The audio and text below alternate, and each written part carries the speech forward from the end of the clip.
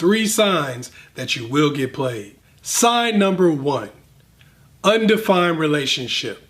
If your relationship isn't defined, it doesn't exist. It's kind of like if you come to my office and I say, you got the job. Only thing is I don't tell you when you start, I don't tell you what you're going to be doing or how much you're going to get paid. That means you don't have a job. You could be ready to get your first paycheck in 2025, which means you don't have a job. So if the situation is undefined, it really doesn't exist. Sign number 2, lopsided giving. When you're giving them everything, you're buying clothes, cars, houses, whatever it is you might be doing, taking them out as expensive dinners, cooking for them, cleaning up after them, everything they ask you to do, everything they might need, and they're doing nothing, you're going to be super invested and they're not. So that means if a conflict does come up, it's going to be a lot easier for them to walk away. Now the opposite could be true.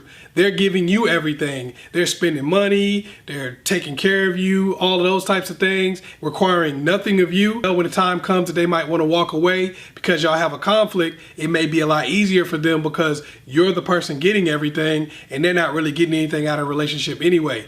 Now they have the upper hand. It depends on the person's intentions. So in a relationship, what you want to make sure you're doing is giving and getting equally. Not necessarily giving and getting the same things, but getting and giving equally. You're giving them what they need, they're giving you what you need. Number 3, premature boundaries. You can't set boundaries when you don't have a relationship. There's a reason why you're not in a relationship, and that's generally because one of you doesn't want to follow boundaries. One of you doesn't want to stay inside the guidelines. So what generally happens is the person who is most invested stays in the boundaries while the other person doesn't. So you end up being upset, arguing, fussing, and fighting, and what generally happens is they end up leaving you for somebody who actually wouldn't be with them until they had a defined relationship. And you either get put in the friend zone, put in the friends with benefits zone, or left out in the cold.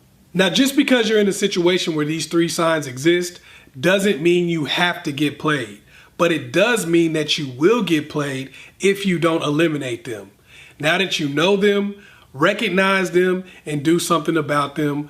Otherwise, you will get played. I'm going to give you 2 phrases that will stop a player dead in his track. Before I give you these 2 phrases, you got to understand a little bit about a player and how they operate.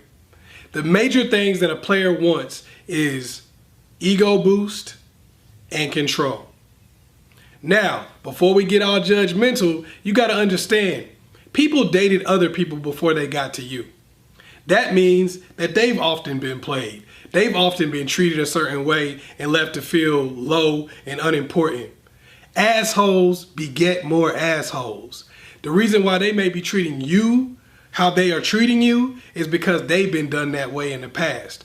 Let's keep it real. We all like to do this battle of the sexes things, but there are assholes in both sexes, and they create more assholes, period.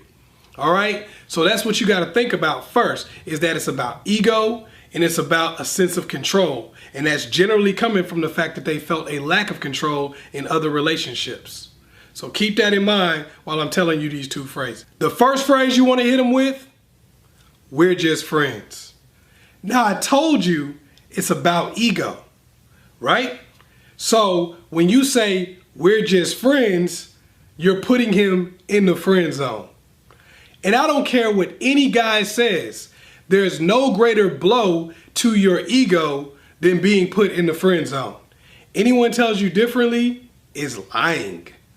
I do consultations for men also. And never once have I had a guy come to me and say, could you please tell me how to get in the friend zone? It's a huge blow to the ego to be put in the friend zone. When a guy is playing this hot and cold game, you know, coming in and coming out of your life, freezing you out and all these kind of things, a lot of times he wants that ego stroke. He wants that ego boost from you. So basically, when he does that whole, what's up, girl? My bad, I ain't hollered at you in so long. He's expecting you to get upset. He's expecting you to profess your love to him. This way, you're stroking his ego. You're making him feel good about himself. You're making him feel like he's the man. But when you respond with, Well, we're just friends. I don't need to talk to my friends every day. Now he has a totally different feeling. Because no matter how he wants to try to play it with his ego, he still has to think in the back of his mind, is she putting me in the friend zone? Am I in the friend zone? He's not used to that, especially if you guys have already had sex. No guy is used to having sex with a girl and then being put in the friend zone. That generally just doesn't happen. So when you put them in the friend zone in that way, you're crushing their ego. Now, how does that help you? When you crush someone's ego who's trying to play you, who's looking for an ego boost, they're going to try to get it back. The whole point was to get their ego stroked, and you crushed it. So now they have no choice but to pursue you so that they can get it back. They don't want to end it like I was in the friend zone.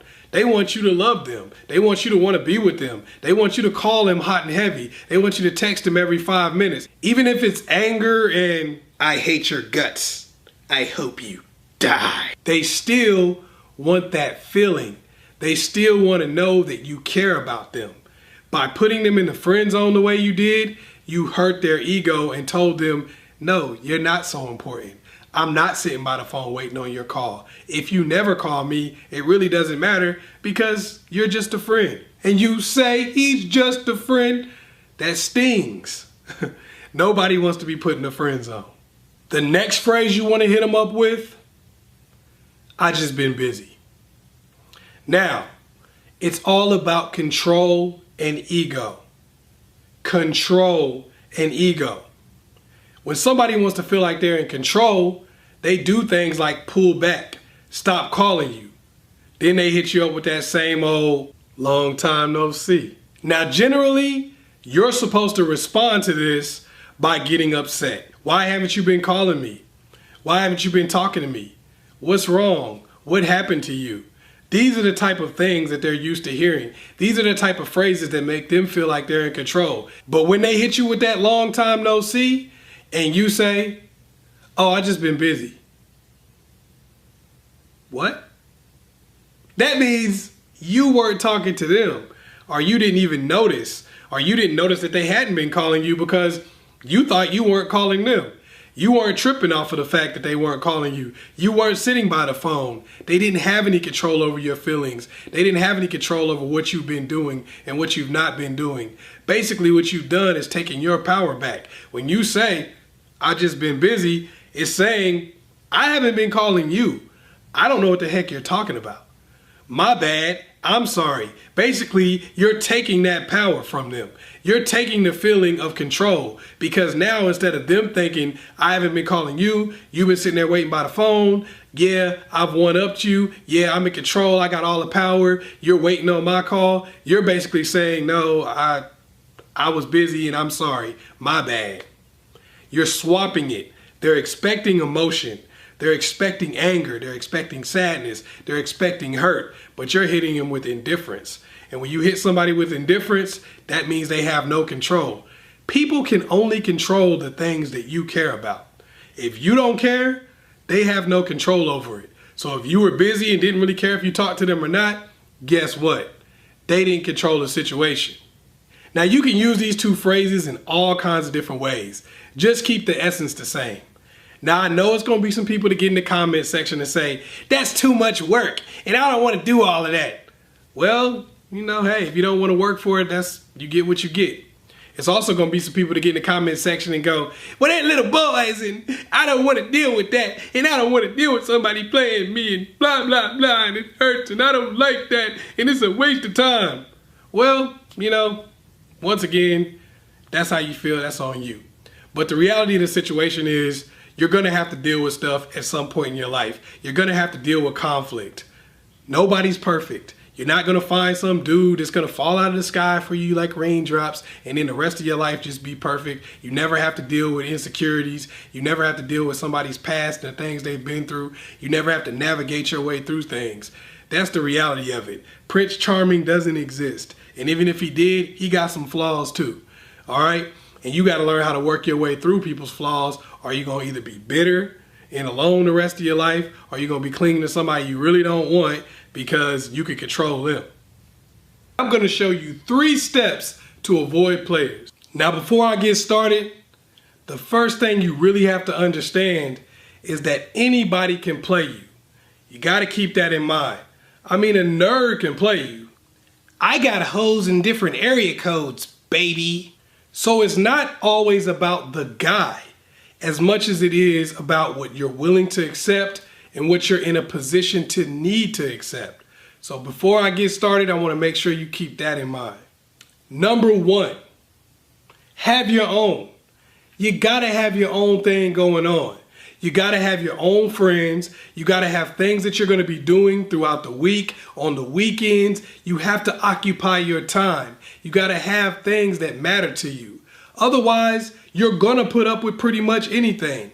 If somebody calls you and says, "Hey girl, you want some Netflix and chill?" and you're sitting on the couch eating bonbons, watching Jeopardy, guess what? You're probably gonna say yes. It's just the way it is. But if you have a group of friends and y'all getting ready to go to Vegas, you'll laugh at that person. People will start respecting you more because they know you're not in a position where you have to just put up with anything, where you have to just accept whatever they offer. When you have more to do, you don't have to pretend to be busy. You actually are, and that controls your decision making. Number two, slow it down. You got to slow it down. You gotta slow it down. A lot of ladies are out here trying to find their husband on the first date. You can't make it about just, "Oh my God, I want to be married." You have to make it about the actual person. If you go into every relationship thinking this has to be a serious relationship, this has to be something real, and you don't even know the person, they have done nothing to get you to want to settle down, they have done nothing to get you to want to be in a real relationship with them, then guess what? They automatically have the upper hand because they're choosing to be with you based on what you're doing for them. You're choosing to be with them based on the fact that you just want to be with somebody, based on the fact that you just want a real relationship. You want a marriage. You want something to be serious. You want a partner for life. Well, guess what? If that's the way you're seeing the world, if that's the way you're basing your relationships, then you're going to be stuck in a situation where you're constantly chasing. Number three, open up. Some of y'all got your guard up like Floyd Mayweather. You trying to block everything, but you can't be like that. You can't be the type of person that's so closed off that nobody can get to you.